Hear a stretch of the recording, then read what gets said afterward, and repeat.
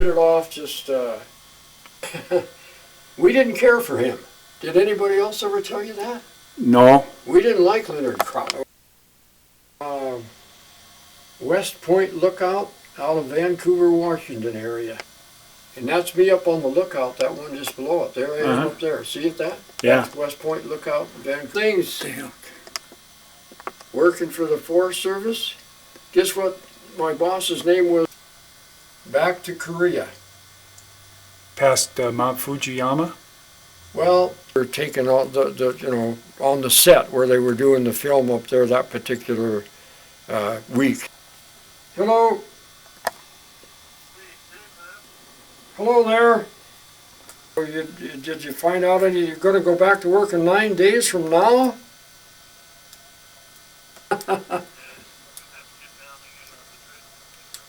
Well, yeah, but you ain't going to do that. Yeah. Oh, well, you'll make it over later. Let it start in May. Yeah, And he's taking a bunch of pictures of some of my, when my hockey. I'll call you back, what, an hour? Okay, John, you betcha. Take care. All right, bye. We'll stay in touch, huh? That's nice. That's what it's all about. You know what he said? He's not quite enjoyed a lot. That's good. I could tell by what your wife said that you enjoyed doing it. And that's good. Name that ridge. Let's see, what was that? Pettibone, I think, was the name of that ridge. That's really cool. Okay, got it. And I caught another one that weighed 200. That's good. Got it. Got it? Yeah. Of the U of M. You were student body president? 1956? Yep. Okay, let's get... Do you want to give us your name? So you want to know where I was born in Livingston? Oh, you want the whole thing? Yeah, I want to know what your name is. Oh, yeah. okay. Name Les Hudson. And my real name is Leslie, but as I got up in age a little bit, not very far, instead of Leslie, they call me Les. And when were you born? Born in Livingston, Montana, April the 8th, 1933. Okay. And actually on K Street. I remember where the house is at even today. Okay. And do you know you're being video recorded? Yes. And that's fine. Okay. Now, why was your family in Livingston? Well, my dad worked for the railroad. Work was hard to find. He worked for the CCCs for a while. And then he got on with the railroad, and he was a sweeper at the first part of it all. And then he became a Boilermaker helper. He worked at the shops, the NP Railroad, for 37 years, and he actually ended up as a Boilermaker and retired there and so forth. But we lived in Livingston there, 2 or 3 different places in town that we moved to different houses there. And I graduated then from the 8th grade there, played football for Frank Little. When I was only in the 8th grade, there was 5 of us that did that. And he had told us, the coach, Frank Little, said, don't tell anybody you're still in the 8th grade, da-da-da, so forth. But anyway, we won the state championship. I think that's the last one that Livingston has actually, football state champion. I'm pretty sure of that. So we beat Glendive. Anyway, then from there, my folks got divorced, and I moved out to Vancouver, Washington to be with my mom. And then I went to Shumway Junior High, which was a 7, 8, 9. And then I was starting the 9th grade, so I was there at Shumway. And then I went to Vancouver High School, graduated there in 1952. And then I joined the Marine Corps over at Portland, Oregon, and went down to MCRD, which is in San Diego, and stayed down there and went all through the Marine Corps basics down there. Went to Camp Matthews, went to Camp Pendleton, left there, graduated all of that stuff, went back to Jacksonville, Florida to begin, they called it ANP school, which was a Navy flight school. Went through all of that, and then went from there to Pensacola, graduated all of that, went from there to Quantico, Virginia, and I was only like 19 years old. I wasn't old enough to be an officer. So they said, well, don't worry about that. We'll just make you a sergeant or whatever. And so I did that. I actually went from there, had time off, and then went back to Vancouver and stayed there a little bit. Went back to San Diego, got on the boat, went to Korea, stayed over there about a little better than 2 years in the war zone, and at K3, and flew, and my special job was aerial photography, which I did, and also on the ground, and I played ball for the Marine Corps, and I fought in the ring for them, and I was on the rifle and pistol team for the Marine Corps. I got out of the Marine Corps, went to work for the fishery department at Vancouver, Washington in 1956, and then as time went on, then I went from there to college at Missoula. Went to Missoula in 1956, 7, 8, 9, 61, graduated in 1962. And at Missoula, you were in sports there?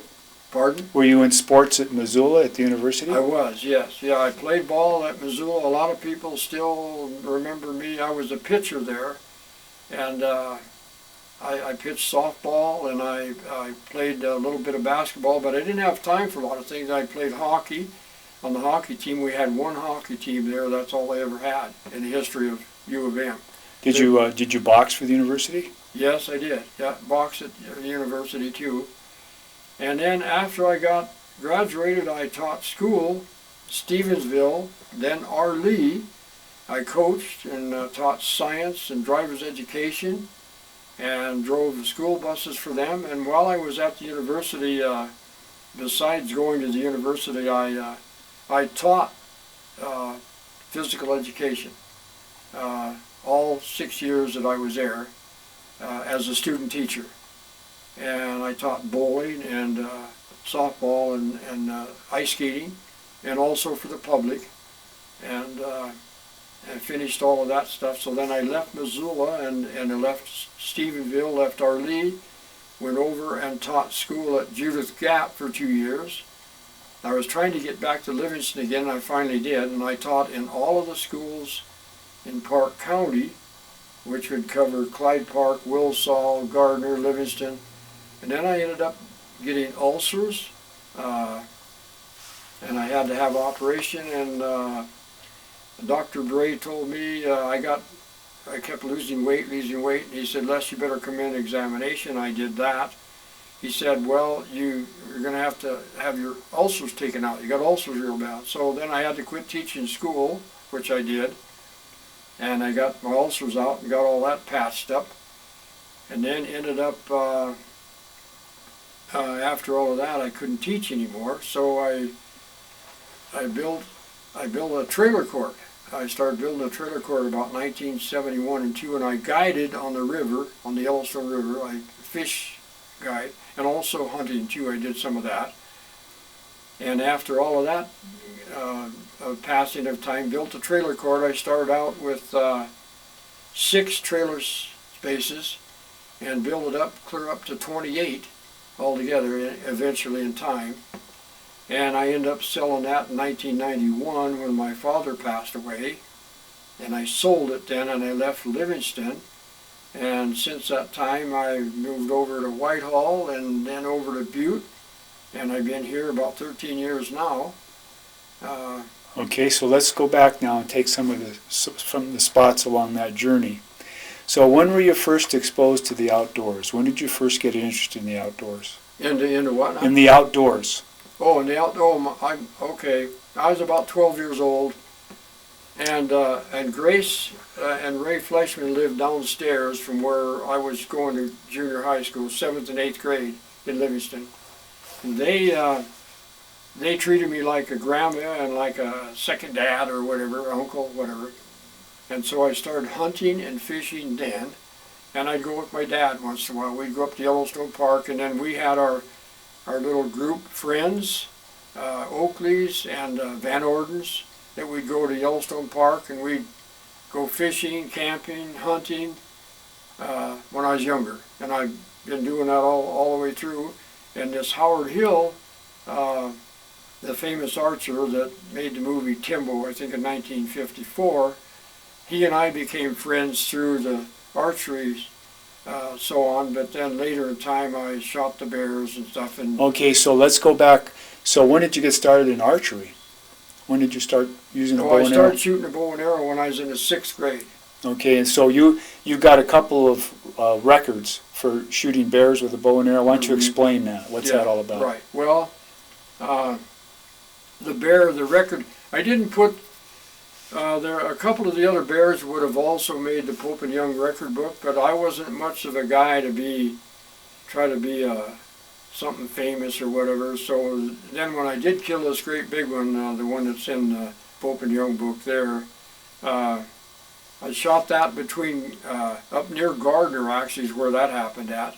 That bear was a marauder for the town of Gardner, and I'm sure that the senior people there remember that bear because several guys tried to kill that same bear that I shot with a bow. They tried to kill it with a rifle, even shooting out of their bedroom windows. They didn't hit it, but I watched that bear come down out of the park.